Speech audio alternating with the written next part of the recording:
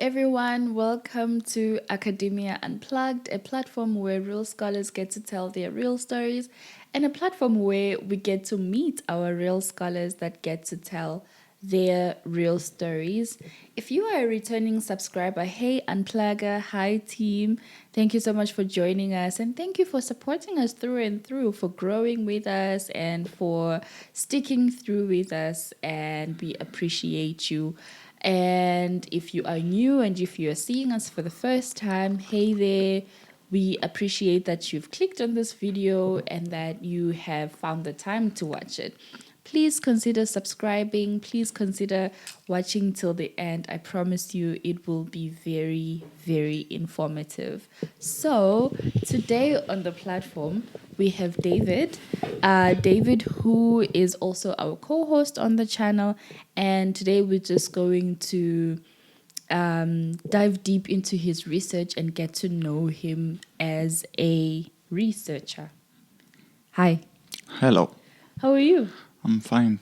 And you?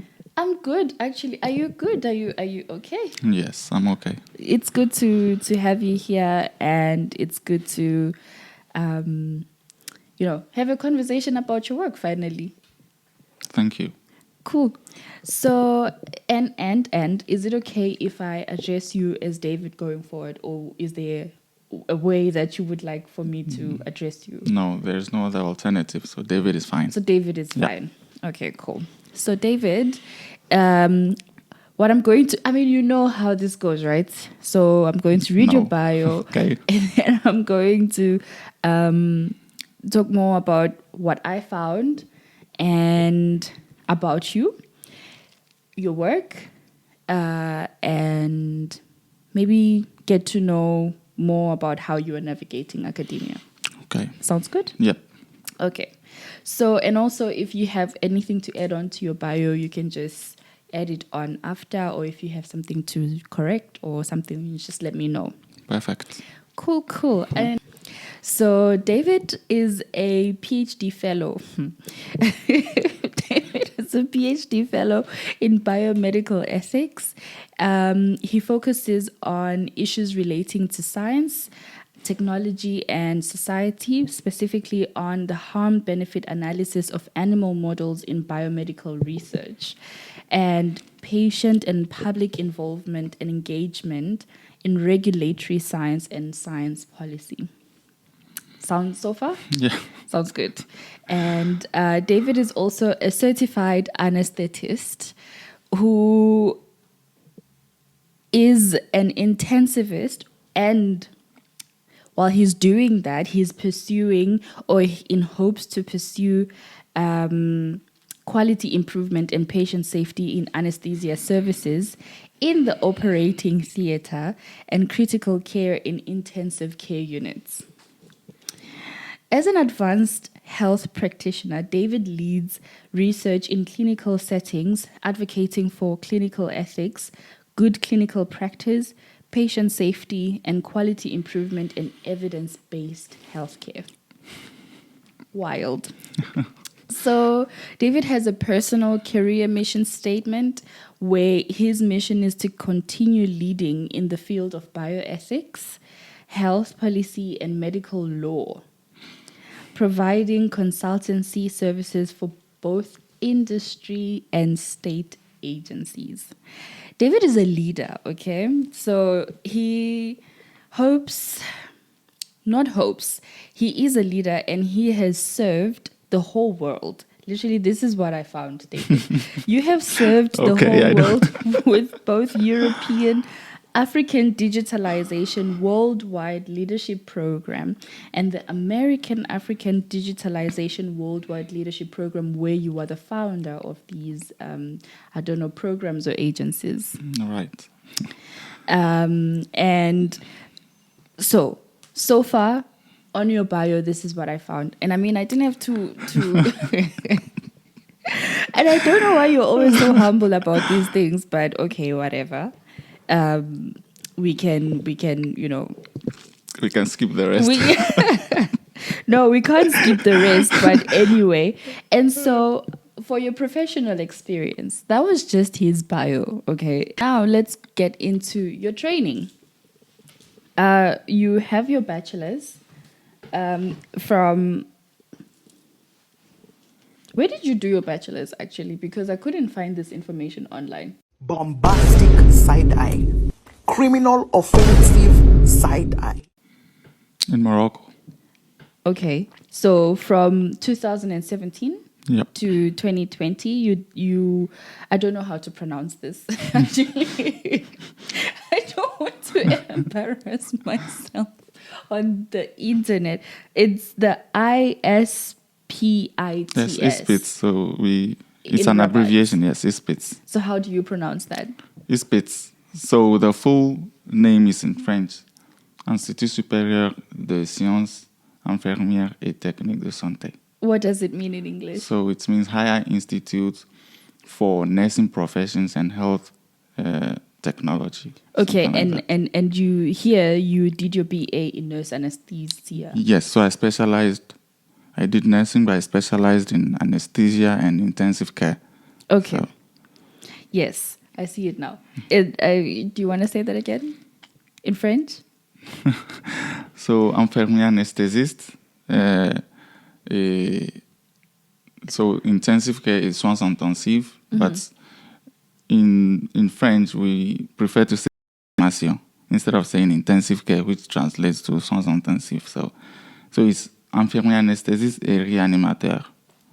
By the way, David is a native French speaker, so I just had to throw it out there. And you have your Master's of Science in Advanced Healthcare Practice from the Hassan University. This Hassan is First also- University. Hassan? First. Hassan Or first Hassan. First Hassan Yes. University. Is there a second Hassan University? Yes. Oh, Yes, nice. yes, there is. In Morocco. Yes. Okay, and now you are being trained as a biomedical ethicist. Right. Congratulations. Thank you. This is so impressive. Honestly speaking, I know we always joke around with this, but your bio is very impressive. And I think what's even more impressive for me is that you managed to study in an institution which is French taught, Yeah. and you made it out alive. That's very impressive. Thank you. Congratulations. Thank you. Cool. So, is there anything you want to add on to No, your bio? that's enough. Is there anything you want to? I I have add a feeling nothing, there's more that you don't Yes, know. let's. Yeah, let's. Okay, that's fine. I will Let's stop. round it up there. Okay, and so I think another impressive thing about David is that he is a servant leader. This is how you describe your leadership skills. We will get into this a little bit later, and to just sort of figure out how sort of servant leadership works in an academic space. For now, I have always icebreaker questions, and I hope you're ready for these. Are you ready? So it's 5 icebreaker would you rather questions that are centered around ethics, at least to the best of my knowledge, and one surprise one. You have to choose one. And I know I've said before that you don't have to explain your choice, but maybe you give us one reason to why you are, because I think it would be interesting to know your reasoning behind your choices. Okay, so are you ready? Yeah. Would you rather know the date of your death or the cause of your death? Days of my death. Or the cause of the death? The cause. Why? Yeah, maybe then I can do something about what kills me. Maybe I could prefer another way of dying. Okay. Yes. Okay. So because there are certain maybe way of dying which I may not. Prefer. Yeah. So. Okay. Okay. Okay. I mean, these are very dark. Would you rather be the person who flips the switch during executions or be the judge who decides who should be executed? The judge who decides. That was very quick. Yes. Why? Yeah. Then I hope I can make fair judgments. Okay. Yes. Okay. I can see your reasoning behind this one. I think I would have chosen the same. Would you rather be a vegetarian or be able to eat meat only for the rest of your life? Meat only or vegetarian? Only. I would be a vegetarian. Okay, why? Yeah, because as a vegetarian, I can still eat some animal products like eggs or milk, but I don't want to live the rest of my life consuming only meat. Okay. Yes, I want to mix things. That's fair. Yeah. That's actually fair. I thought I was tricky right there. This one is okay. Paris or London?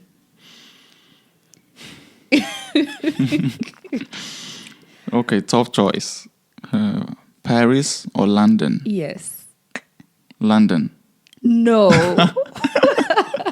You are surprised. I am London. very surprised. Yes, London. What? Yes, London. Why? Yeah. What happened last London summer, is David? where London is where history meets the present. So London. London. Yes. Okay. All right. And the final one. Would you rather know the origins of life or know if there's an afterlife? I came up with this one. Origins of life or afterlife? Origins of life. What? Yeah. Why? Knowing the origin Yeah. can actually help us clarify many things about afterlife. How? Yes. This is interesting. How?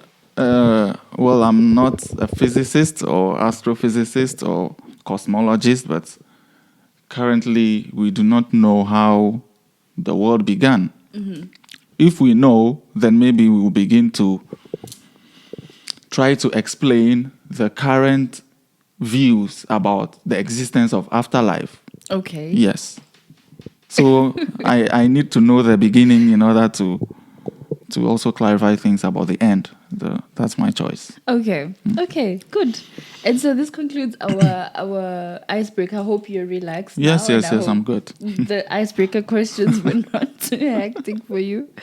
And yeah, if you would have any other weird or ethical icebreaker questions for David, just comment down below and let us know what you think, and let us know what other ethical questions you have for David. And I think this is a good way of putting you on the spot and asking everyone to just bombard you with questions. Cool. I know for one I would. They can bring them.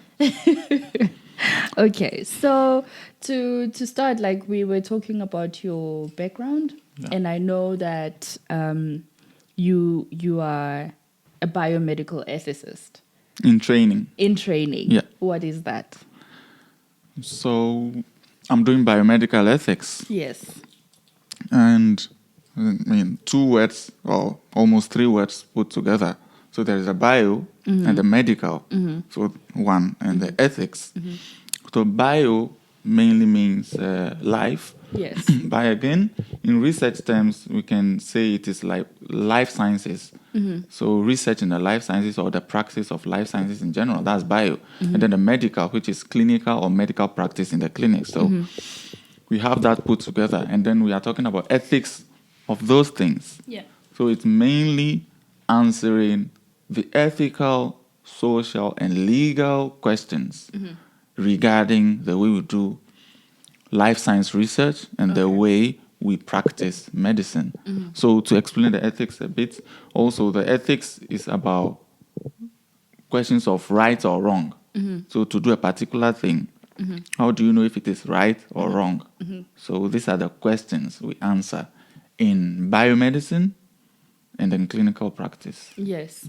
Okay. I think that's a nice way of explaining it. But when you were saying that to me, I'm like, what audacity is this? Because I mean, as so we don't prescribe what is right or not. So we answer the questions. So based of on course, what do you answer the question? Yeah, it can be subjective, but there are a lot of philosophical theories and reasoning and common sense. We also use common sense, of course. I'm just gonna move around. So yes, so it's not because we tell people what is right or wrong, but we just reflect on these things and we think about it, and then we just try to see what is right or wrong. For instance, for a patient that is being taken care of by a physician or nurse in a particular scenario, let's say the patient refuses care. Should the clinician force the care on the patient, or the patient's autonomy should be respected? So we think about it, and then there are just a lot of things to consider. Okay. We'll get into that a little bit later. I have questions that I have written down based on your research, and maybe to start, please explain to us or to our viewers your current research. I know you are doing animal ethics. Animal research ethics. Animal research ethics based on patient safety. Or Yeah, for also rather, I will explain. Yes, I will patient explain safety. that. Yeah. Yes. And as you are explaining that, I want to know, do animals have rights? Okay, one after the other. Yes. So my research is animal research ethics. So I spoke about life science research. Yeah. We use animals in research, biomedical life science research. Yeah. So this is an emotional subject at a societal level.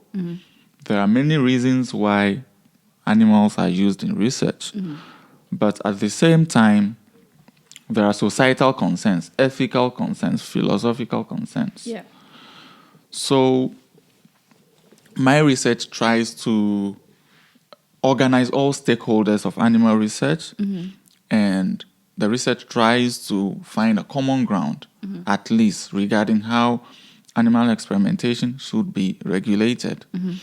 And specifically, as part of my PhD, I focus on patient engagement because at some point it is everyone can be a patient, but it is the patients who are the end beneficiaries of animal research. And one specific reason why animal research is done is that one is a must, is for regulatory purposes. If you have a new drug that you need to put into the market, if we say put to the market, it means patients are going to get those drugs. You need to evaluate the toxicity and other aspects of the drug before you test them in healthy volunteers, before you test them in patients. So it's a very long process. You finish before it is approved, given to the larger patient population. So there is some sort of safety aspect here. So I look at patient involvement, what they also think about animal research, the ethics, and how they also think animal research should be regulated, because they are a major stakeholder in this. Yes. Yes. I understand. And my next question was, do animals have rights in that regard? So it depends on how you look at it. I am going to give a general background about animal rights. Now, so it's complex. Even in philosophical terms, it's still complex. Now, this is how I can say it. Some philosophers, so in contemporary philosophy, we have the bioethicist Peter Singer, who is leading this discussion mainly, one of the greatest philosophers we currently have.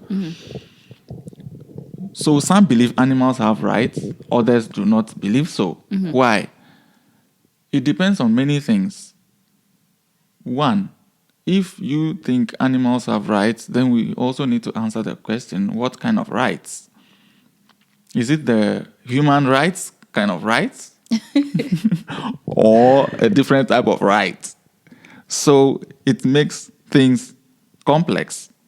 Okay. Now, there are many reasons why people will say not specifically the human type of rights, but something that makes humans not treat animals anyhow or the way they treat them now.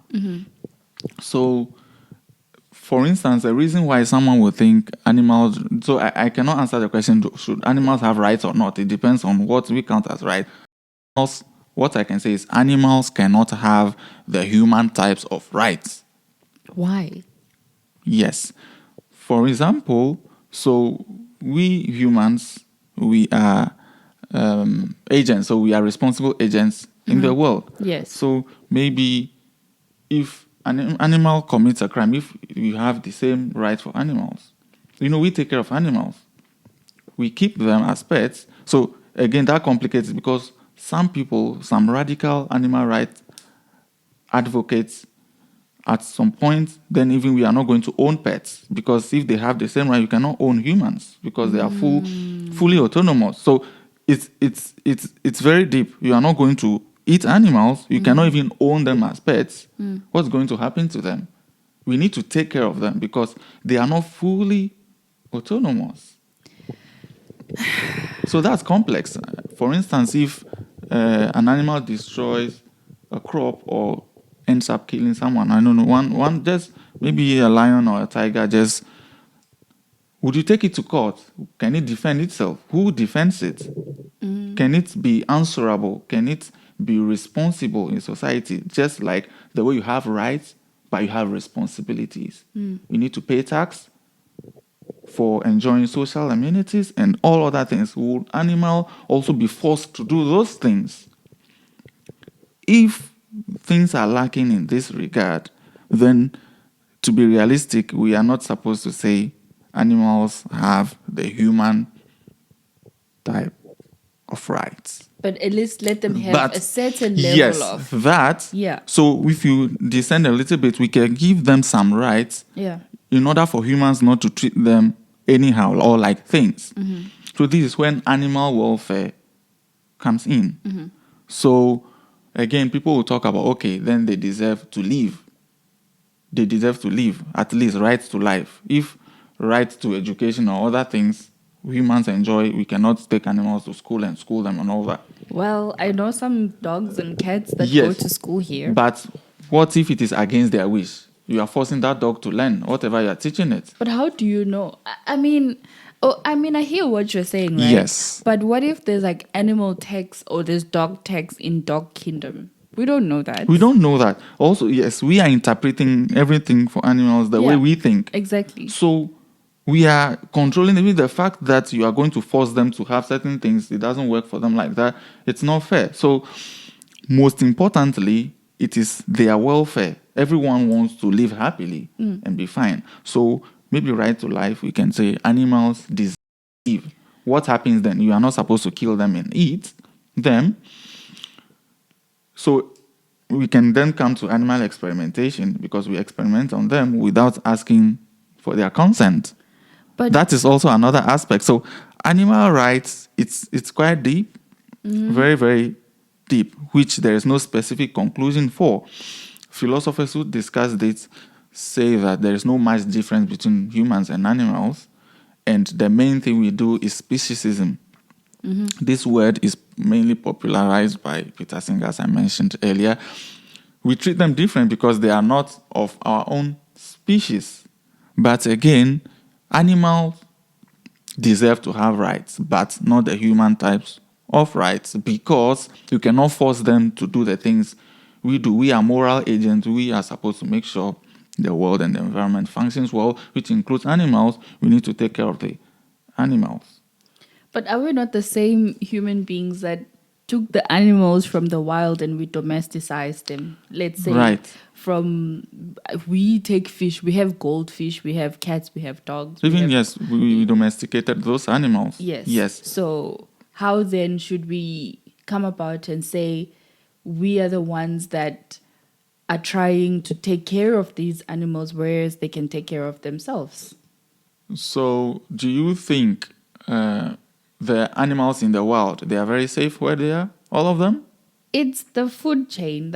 I'm not talking about only eating each other, but some of them, they can be sick. And I mean, we have national parks and, people take care of these animals and they look nicer than they will look in the wild. But humans, it's natural. if you look we're at supposed evolution, to leave it like that. if no? you look at humans also and you look at theory of evolution, we also once, but we decided to upgrade ourselves, and now we can agree we live more comfortable life. I don't So- know about that. So you cannot say the animals should be in the wild. We are no more wild. We are no more in the wild. Yeah. So you're saying that it's for the well-being of the animal that Yes. So they are animals deserve. domesticated. I cannot really go into if it's good or not that we domesticated some animals. But what I'm saying is that animals can have rights, but we need to be critical of what kind of rights we give them. Most importantly, the right to have some welfare that they deserve. Yeah. The right to live happily with humans and in the environment. We shouldn't infringe on their happiness wherever they live and be. So that's also another kind of philosophical discussion that killing an animal, now you are preventing it from being happy. Now, what is happiness?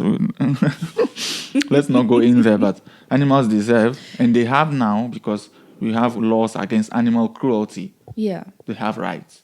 They have.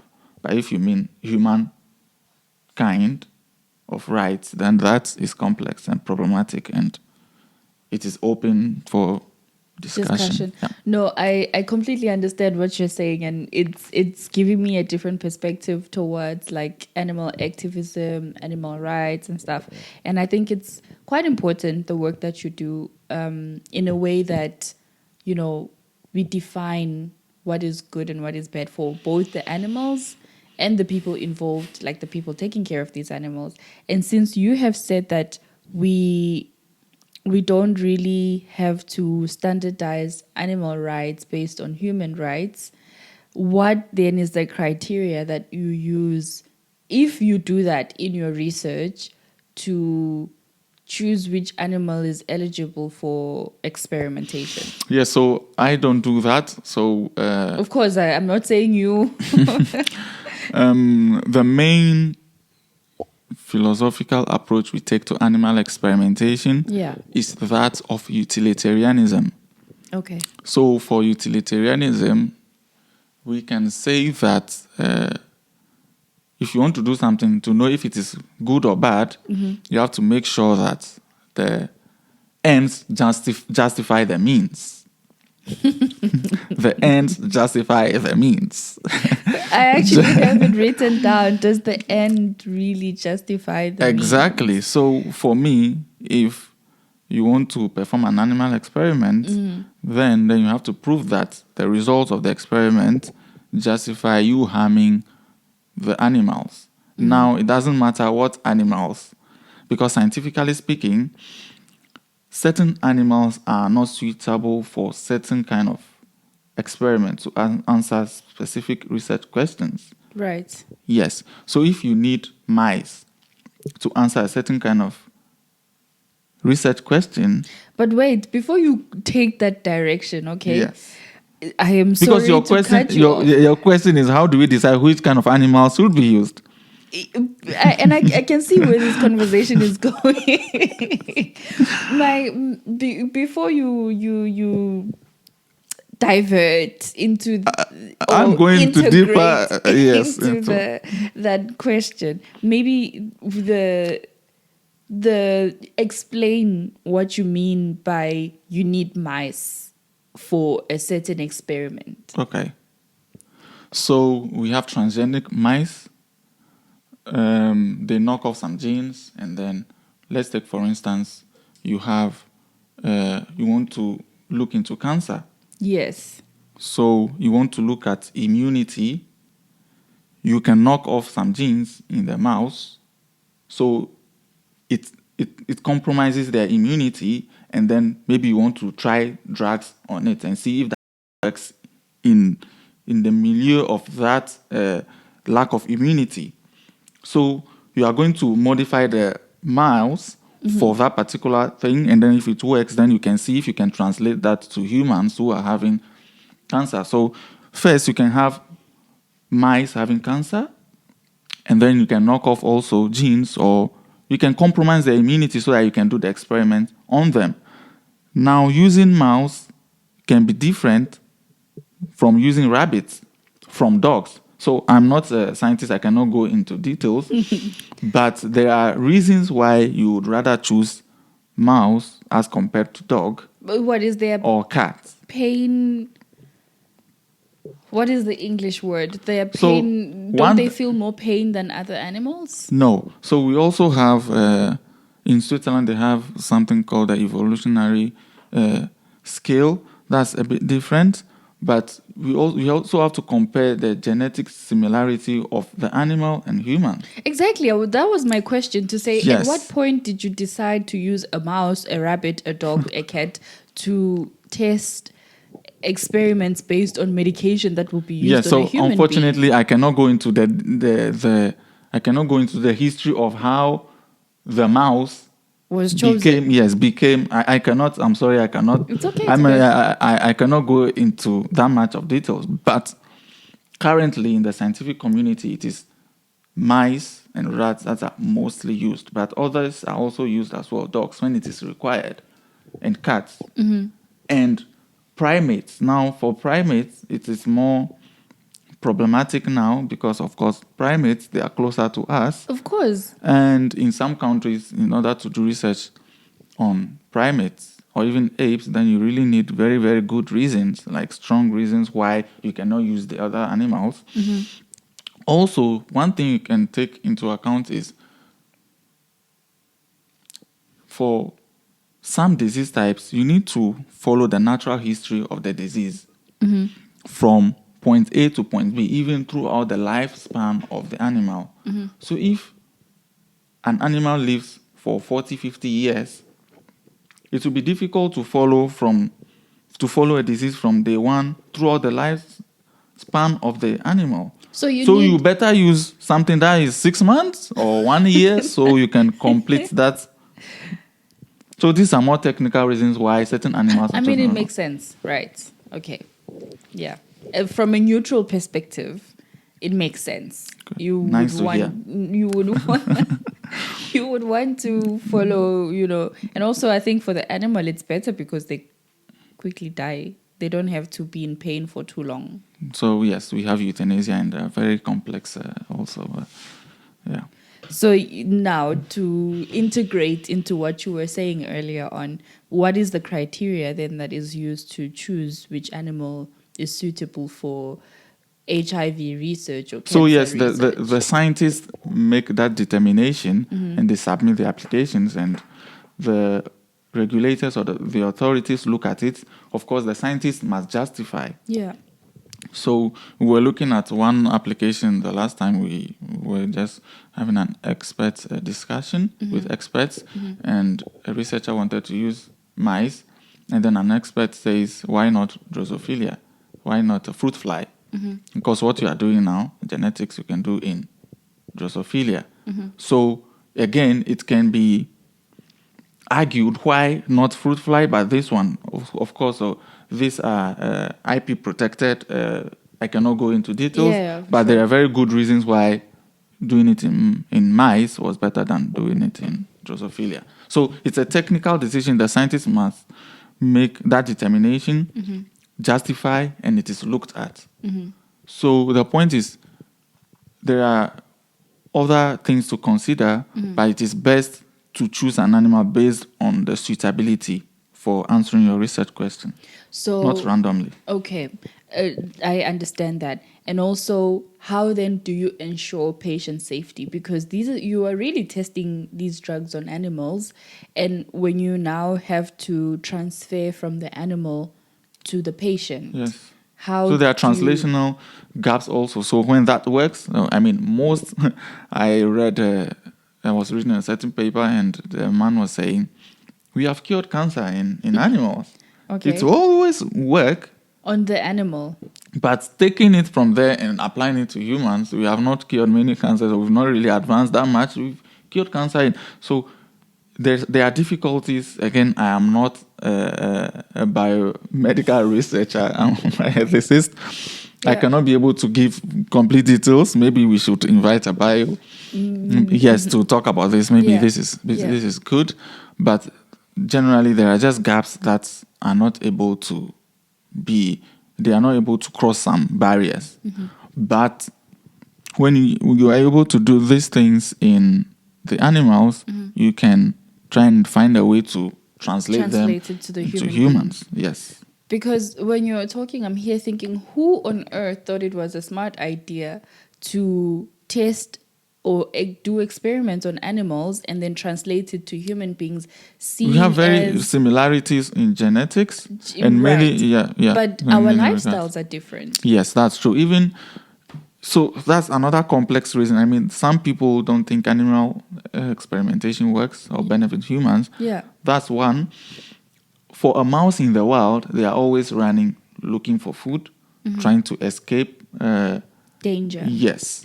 But then there's another beautiful mouse you keep in a lab with food and water ad libitum, and the way that mouse lives in the lab is different from if it were a wild mouse. So already, even if you take mouse, two of them, one in the wild, one in the lab, they have different reactions. How much more? A human being. And humans and mice we diverged several million years ago. Yeah. So there is a very large difference, but it works. Translatability. It should work, especially if these things are considered and research is designed properly. It should work. Not everything will work, but you need to. We cannot do many things in humans directly. That was my next question. That It seems I'll be in trouble by the time the time we are done. Okay. I mean, think about it. Think outside of the box. The box being biomedical ethics. It's all you cannot go outside that box because it is the same place that we call for the rights for animals. Yes. It's the same place we say animals is a right, and it's the same place we also have to look at utilitarianism. But wouldn't it be quicker and more accurate to do these experiments on human beings directly? We are trying to do that now. I mean, research is ongoing to see if we can have human-based research. Yeah. So it is more helpful. Yeah, of course. Very going to be fast, and we are not going to waste a lot of resources. It is because we cannot do these things now directly on humans. So we are behind in terms of time and technology.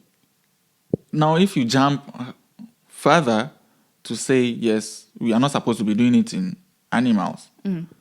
So why are we still doing it? Because we cannot do it in humans, then we are behind. Then that is when you can say we are behind.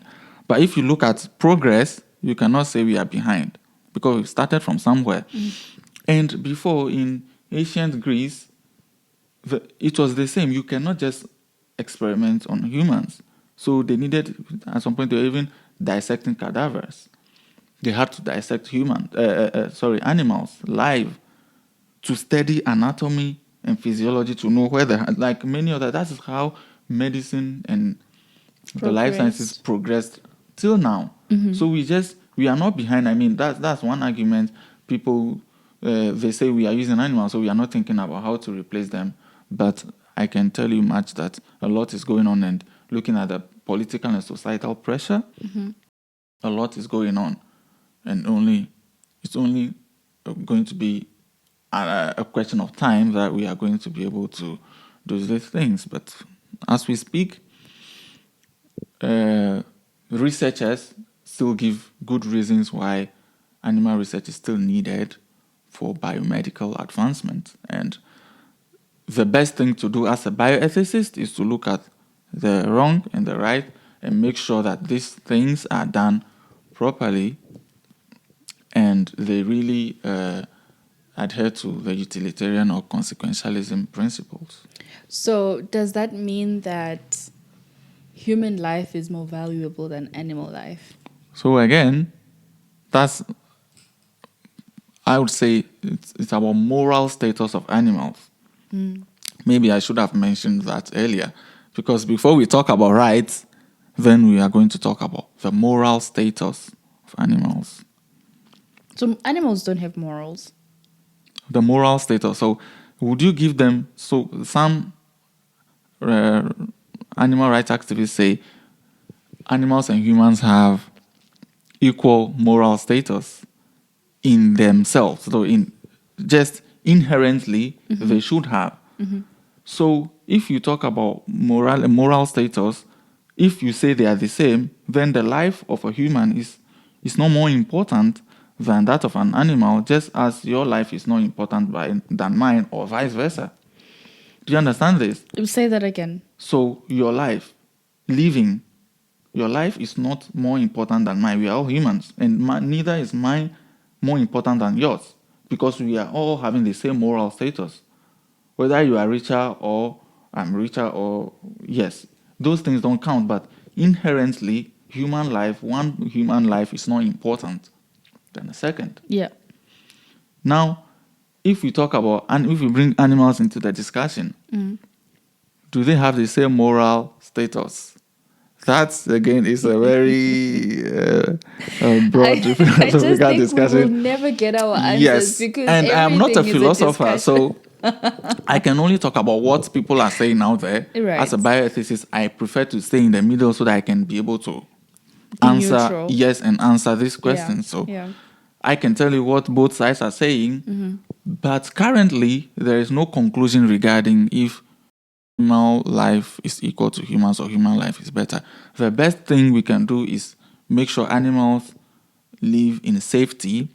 There is we must make sure there's serious legislation for animal welfare, because if nothing at all, we want to see animals happy, living in comfort. Maybe one thing which is important to mention, we live in Switzerland, and Switzerland is the only country to have recognized animal dignity. Now, so this Why makes do I feel like I am going to have a problem with that? now. So What? exactly, so animal dignity. Now, dignity as a concept again takes us very far, but that's a very important step, and this dignity. People, I mean, one of my supervisors just published a paper with his other colleagues about the problems of this dignity concept. Yeah.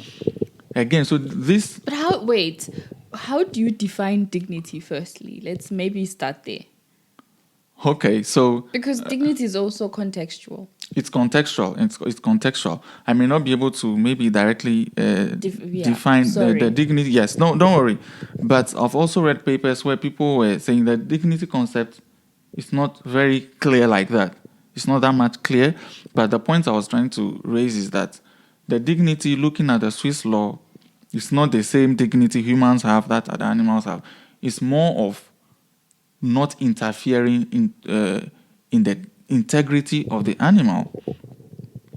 So you cannot hurt an animal without reason. So this is why maybe eating an animal is still allowed. Killing one is still allowed, because we can say it for you have a good reason to do to do so. They can still be used in experiments because, of course, they have dignity, but you have a good reason. So in Switzerland, maybe the main reason or the main rationale for doing research is that it must address a legitimate interest of society. So legitimate interest of society is the protection of human health, animal health, and society. So that's for the research aspect. But apart from that, we eat animals, which, of course, philosophically satisfying yourself. You see, this is why it is complex to talk about morality and rights, because if they have the same rights, you cannot eat one to satisfy. But you have to also understand some animals are eating others. Again, so if eating an animal eating another is a problem, that's complex. But again, it's not to justify that animals eat each other. We humans will also eat animals. We are moral agents, so we should know what's the right thing to do and not say they are eating each other, we should also eat them. But the concept is Switzerland recognizes animal dignity, but if we talk about human life being the same or human life being more important than that of animals, it is complex. I'm not in a position to to give a straightforward answer to that. I mean, thank you for such a rich explanation. What I'm getting from it is that society is the problem. Like Why is we are society the the problem problem? because we are the ones coming up with these concept of dignity, the concept of morals, the concept of this and this and that. And then we are trying to somehow enforce it onto animals that would Exactly. rather So live their lives in the the wild. way we also, it's subjective. What we are saying about animals is how we think Exactly. they want things to be done or things like that. Yeah. So yes, I mean not a. It's more of anthropocentrism. So we are focused on ourselves when we see the world from our lens, Yeah. how it should be. Look at the animal kingdom, how everything should be from our perspective, not from basically the animal's perspective as well. So yeah, the problem here is anthropocentrism for society. I think so too. And so, is there or are there other ways that animal experimentations can be done without actually harming the animals? Yeah, um, so we have the 3 R's. So there are specific principles. So we have the 3 R's. That was some research done, and a report was published in 1959 by 2 scientists. So the human experimental technique to do before you can do it. So it's not because researchers just because the animals are They're available just to pretty use, raw. and They're like, you come, let's do an experiment. just because they use them because they are available. It's important to get yes. So we have the 3 R's. Yeah, that's funny. But we have replacement. In order to do your research humanely, if you have a research question to answer, look elsewhere. Forget there are animals. First, look for a replacement of animals. Search and search and search and search and search until you do not find a method for answering your question. Then maybe now we can. But how practical is that? Has It is. Has anyone Many- ever found an alternative? Yes. We have alternatives. So it's also technological. Even we have organoids and cell cultures. There are a lot of methods we can use so that you can replace animals. So that's the first principle. You have to prove that you searched even for the alternative, because if you submit your application, an expert or a fellow scientist is going to tell you, like I said before, this you want to do here, there's another way of doing it. Why is it that you cannot do it there? So sometimes there's an alternative, but for a reason, you cannot use the alternative. You still have to use animals. After that, we talk about reduction. So first, you try to replace. If you're not able to replace, you come to reduction. You have to use as little as possible the number of animals you use, a small number as possible. So if you need 100 mice, statistical significance for your research, you don't need to use 150 because there are 50 more animals to use. So you use minimal for, of course, statistical significance, because there is no point in doing research with 20 and then you don't get the statistical power to answer your question. Then the research, you've wasted even those animals. So a number required, but try and limit, use as small as you can, but of course based on the quality of the experimental design. So that's another one. Again, you can see that we are shifting from a lot. Now, if it happens that there are still some animals that are involved in the study, we talk about refinement. That's the 3 R. So 3 Rs. Replacement, reduction, now refinement. Refinement is to try to limit the harm you inflict on those ones.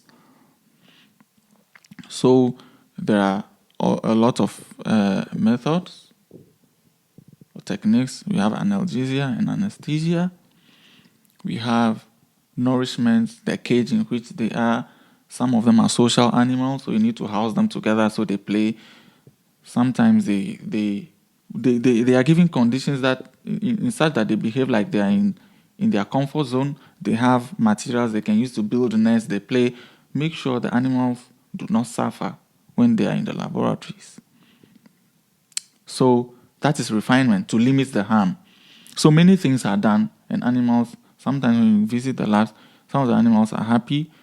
It depends on the type of animal. Dogs, they are almost friends to the researchers. They have to establish some friendship with this animal. So there are lots of methods or techniques used.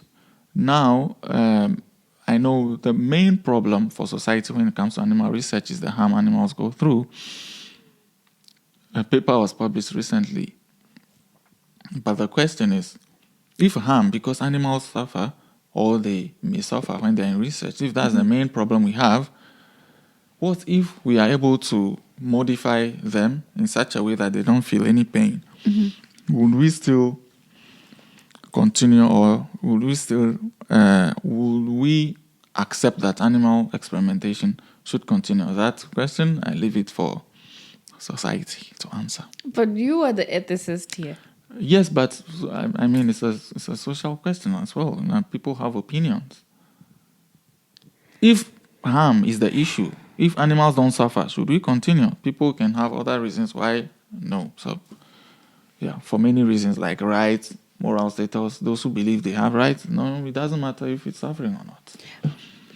When you were talking about the 3 R's, where the stage in which that's not the only principle, but I mentioned it because it's part of the harm. Yes. The second stage where you have to do the reduction. I know this is starting to sound like you are fighting for your defense or your life. Yeah. Please, it's too much, just stop me. No. Yeah, go for it. The reduction phase.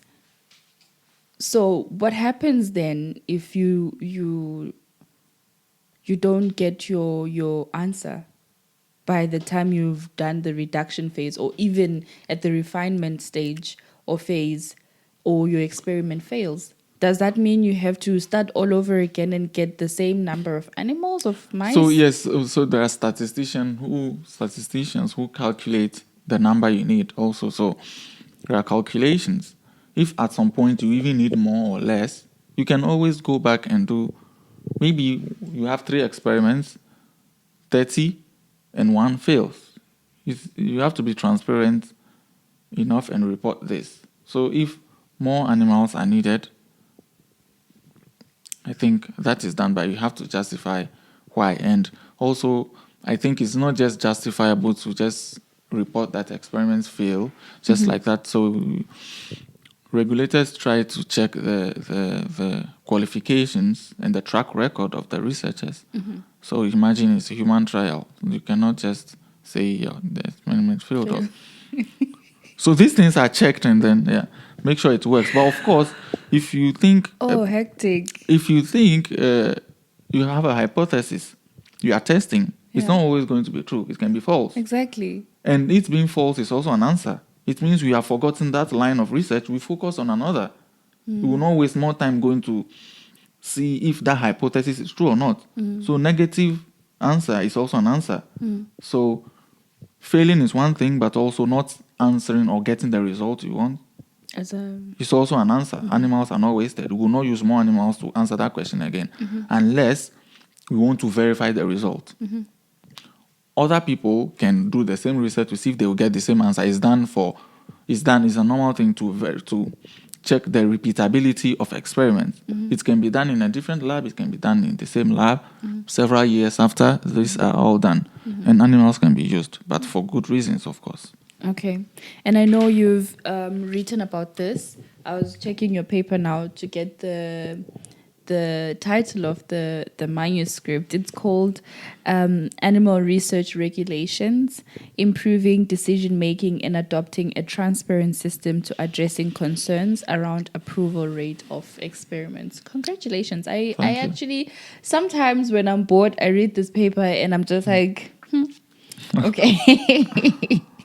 So if you want to check it out and read more of what he is talking about in terms of the harm benefit analysis, the 3 R's, and basically the criteria of how they improve animal experiments and research, go to that paper. We'll link it down below, Yeah, and maybe can I'll put put the it DOI, somewhere here in the screen or something like that.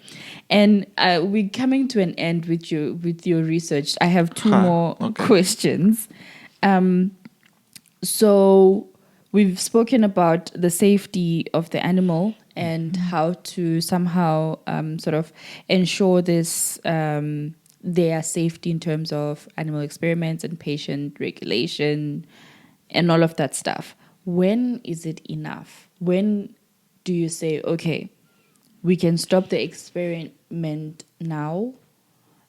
Not in the 3 R's type of way, but in a way that we can find Actually, I think it needs to be the 4 R's replacement, where we need to replace maybe some machine learning techniques with, there's data everywhere. There's, like you said, animal experiments have been done in so many years and so many. Of course, they don't just discard of that information, of that data. Can't we train computers to say that if a mouse is fed with XYZ, this is how it, behaves for such a problem or a patient of this stature? How can't we model how these experiment with advancements in technology? With we are let's keep up with the times. Right. Yes. So it's also part of the 3 R's. No matter the technology, it's still replacement. So the replacement, we are talking about specific experiments. It's better. The 3 R's. The first is replacement. Yes. Yes. Sorry. So replacement, reduction, refinement. Yes, and it's good to note that we are talking about specific research question and experiment. Maybe not stand and say, okay, all animal experiments we have replacement. That is not achievable currently. So for specific research question, we can talk about, is it possible to replace this one? If it gets to a point where all research questions are replaceable for animal use, then that is good. And of course, AI and machine learning and today's technological advancements are able to help us to a certain degree, especially screening of drugs and checking toxicity. We can. But we also have to understand that animals are used in different kinds of research. We also have basic research. Basic research is still trying to understand how our body functions. I mean, I was about to say, we don't even know half of what our body does. Exactly. So you do not have data to train something to, you understand? Right. So most of animals used today are used in basic research where they study genes. It can be deformity, what genes are mutated for people to they lose arms or feet. So there's just much more to do, and there are some research fields like neurology. Some it will be difficult to replace animals, but the goal is to develop alternative methods. Then there are organoids where you have the organ on chips. We have organ on chips where you can test things and simulate the full human body ex vivo, or so I would say in vitro. So in vitro, yes, in vitro, and I mean not testing in a living body, but outside the body. So those exist, and we are hoping that in the years to come we can significantly advance in such a way that animal research may no longer be needed in biomedical advancements. Okay. Thank you so much for that rich explanation of your work. Yeah, and I'm sorry if you've had to fight for your life, but I'm sure I'm not the only person that asks these questions. And, I think it helps us to sort of communicate your research and what you do. And to be quite honest, I don't know if I've said this to you before, but I think it's very noble of you, and it's very brave of you to take up such a topic, all in the name of trying to save lives. Patient safety, I think, is one of the most important things in regarding, human sustenance, especially for people under anesthesia, because you don't really know the things that happen to you when you are under. And so I think when you take up such a topic for a PhD, that's very nice. Congratulations. Thank on you. that. And so now, do you have anything to add on? Did I miss something? Yes, maybe I can talk a bit about the harm benefits analysis. Yes. Which is utilitarianism. Utilitarianism I was talking about earlier. Mm-hmm. So we have the 3 R's, and so it's the harm benefit analysis that determines if the research should be done or not. Mm-hmm. For a researcher designing the experiment, they can use the 3 R's. But for a regulator, we have to use the weighing of interest. Does the benefits justify the harm you are inflicting on the animals, or weighing of interest? So that is utilitarianism, and not only harm benefits, it's also used in the sense that can harm be inflicted on few others for a larger amount of society to benefit. So for those who believe this, animal research is ethically justified if it responds to this. But of course, there are others who they subscribe to this theory, but also, again, it depends on the moral status we accord animals. Because someone can talk about, if you cannot do what you are doing on an animal, on humans, then it's also not justified to do it on the animal. But also, my question on that regard, sorry to cut you off, right, is that who are we trying to help actually? Like most of these ailments that normally need animal experimentation. I don't know if I should say it, but it's not like common people that just, fall ill with these rare type of diseases. So if it's rare, does not mean we should not research it. It doesn't matter who it affects. Again, everyone has right to healthcare, right? But how about the people that cannot afford the type So that of is something we healthcare? can talk about, interventions to make sure that healthcare is accessible to everyone. But finding the solution to the care, we need to have that ready, and then we talk about how everyone can benefit. But also maybe we need to talk about who's funding this research, like the animal experimentation research, because I doubt it would be money for like ordinary people. No, so you don't have to. If you say who is funding, it's not any grave. It's not any very. It's not a bad thing. Do you understand? It's not so bad that it must not be funded for us to look for who is funding. It's just like any other research. Someone is trying to understand how cancer develops. It's a research question, whether animals are involved or not. So, of course, it is funded with public money, mainly.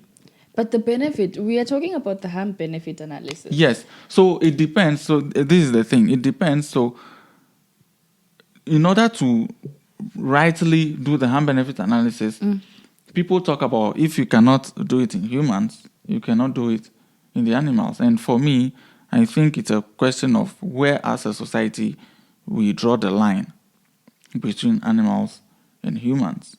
So for now, using utilitarianism, it means you believe that some animals can be harmed for humans to get the benefits. So that's how it is regulated. Just like eating. You weigh you weigh you weigh both sides. So you measure the possible harms that animals may go through. It can be mental stress, pain. Sometimes you need to infect them also. They have fever. And there are endpoints. It's also important to clarify that there are endpoints. Sometimes, if the animal is going to suffer too much, you set an endpoint where you have to terminate the experiment or even euthanize the animal so it doesn't suffer. Again, I said it is the harm to animals that's the main issue for society. So no matter what you are doing, make sure animals don't suffer. No. So if there is an infection for an animal, yes, I know. If there is an infection, an animal infected, of course they have fever, they need to be checked and all. They are veterinarians and it's quite robust. If at some point it's suffering too much, you can. I mean, they also give them medications, so painkillers, and you understand. If it is too much for the animal, it's going to suffer. We call something endpoints, where you say, okay, the animal cannot continue in the experiment. You have to terminate, euthanize the animal so it doesn't suffer. All these things are taken into account. So you measure the harm and then benefits, which are more difficult because you do not know how the knowledge generated will be used. So it's more difficult. But in practice, when you are putting two things that are not measured in the same currency, harm is not measured in the same units and benefit cannot be measured in the same currency or units. How do you weigh both and say this one is? So again, it's difficult, but we can look at what the researcher is trying to achieve, and if possibly what is going to come out of it is good enough to say, okay, few animals can be involved in this study. Now, So most times, if a research is approved, it means it is judged that it is going to contribute significantly to society. Okay.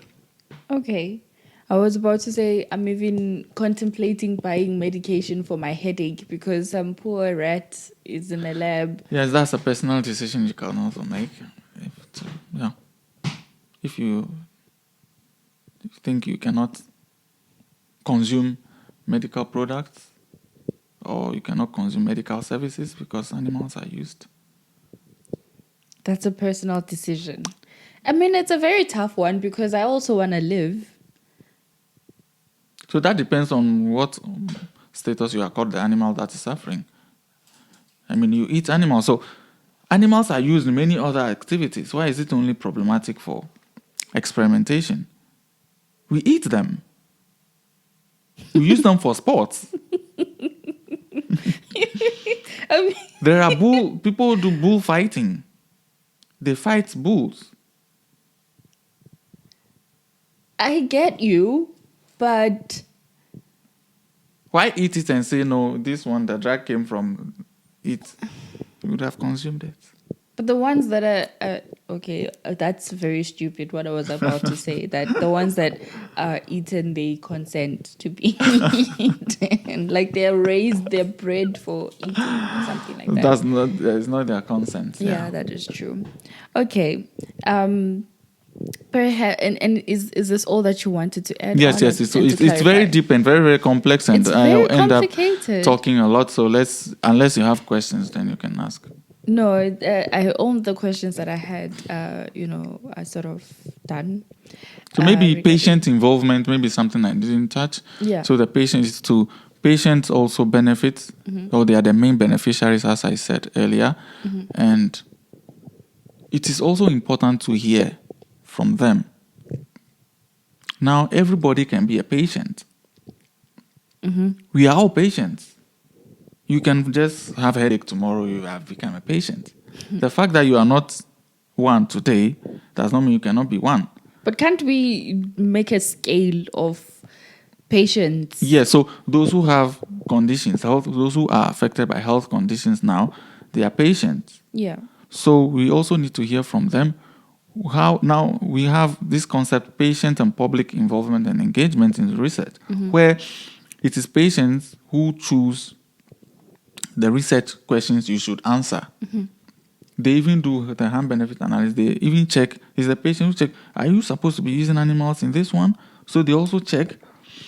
Talking to them with their morality and ethical, of course, reasoning, we can be able to know what is best to do when it comes to research.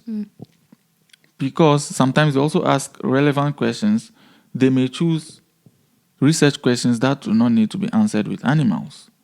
So this is why it is important to hear from the beneficiaries. And so I do this through mainly surveys, asking them these questions. And in many parts of the world now, patients are the ones deciding research questions. They have to involve them, not only choosing research questions, they prioritize. Even they are in funding schemes where they check all the projects and then they choose which ones should be funded. And they are involved.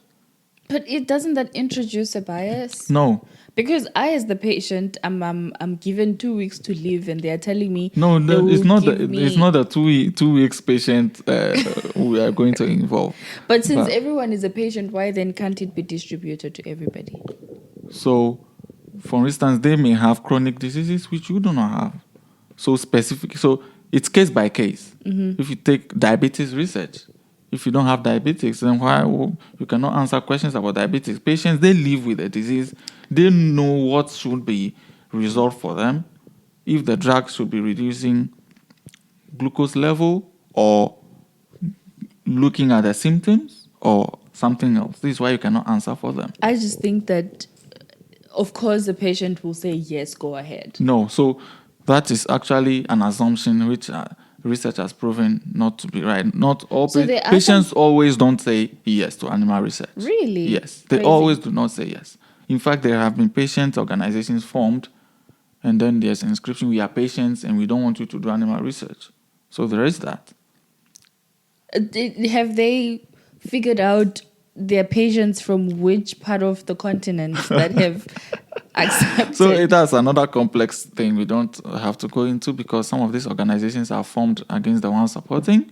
So it is just good to clarify that not all patients say yes to animal research. So it depends. So you need to talk to them and find or have their perspectives on how we should go about this as a society.